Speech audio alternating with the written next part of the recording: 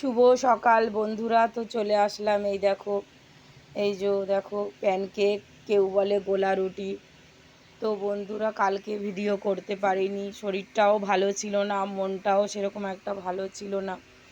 তো এই দেখো, আর একটু আর সাথে নিয়েছি একটু আলু ভাজা, আর এই দেখো এক বাটি কাঁঠাল নিয়ে বসেছি। তো আগে বন্ধুরা জানো তো, আগে খুব খেতে পারতাম। তোমরা ভাবছো এতগুলো দিদি গোলা রুটি নিয়ে বসেছে, প্যানকেক নিয়ে, তো দিদি কি এতগুলো খেতে পারবে? কিন্তু না, এতগুলো আমি খেতে পারবো না, হয়তো একটা কি দুটো খাবো। একটা সময় যখন বন্ধুরা জানো তো খেতে পারতাম, তখন হাজবেন্ড বলতো কি যে তোমার ইনকাম করো, করে খেয়ে দেখো।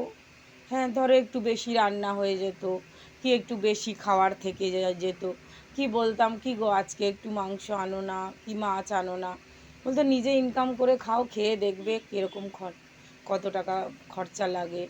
হ্যাঁ, অন্যের ওপর দিয়ে এরকম বলতে খুব ভালো লাগে। তবে যে কোনো কারণে ধরো বলতো কি আজকে তোমাকে দেখবে, কালকে তোমায় বাজার করে দেব না।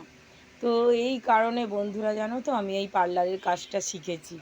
যখন আমার মেয়ে তোমার 2 বছর বয়স, তখন মেয়েকে আমি আমার বোনের বাড়িতে, আমার বান্ধবীর বাড়িতে রেখে দিয়ে আমি তখন পার্লারের কাজটা শিখতে যেতাম।